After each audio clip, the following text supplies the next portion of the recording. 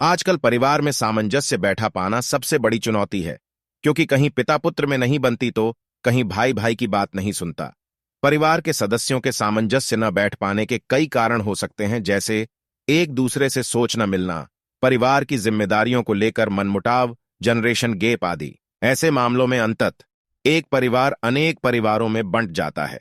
इसका असर आने वाली पीढ़ी पर पड़ता है। बच्चे संयुक्त परिवार के प्यार से वंचित रहे हैं। अगर कुछ बातों का ध्यान रखा जाए तो परिवार में सामंजस्य बनाया जा सकता है। तो चलिए दोस्तों, समझते महाभारत की कहानी से। युधिष्ठिर की एक गलती भारी पड़ी पांडवों पर। घर का मुखिया सिर्फ परिवार ही नहीं चलाता है, उसके कर्मों पर ही परिवार का भविष्य टिका होता है। मुखिया का एक गलत निर्णय परिस्थितियों को पूरी तरह विपरीत कर सकता है। परिवार का मुखिया पंक्ति में खड़े पहले व्यक्ति की तरह होता है।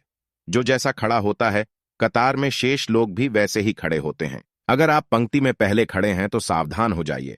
परिवार चलाना भी ऐसा ही काम है। युधिष्ठिर परिवार के मुखिया थे। महाभारत में उन्हें धर्मराज भी कहा गया है, जिसका अर्थ है कि वे धर्म का विशेष ज्ञान रखते थे।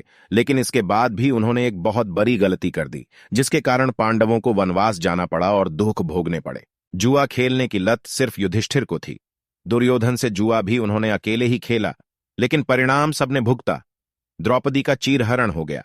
पांचों भाइयों को वन में जाना पड़ा। राजपाट हाथ से चला गया। सुंदर नगर इंद्रप्रस्थ भी दुर्योधन ने जीत लिया। कर्म सिर्फ एक ही गलत था, जुआ।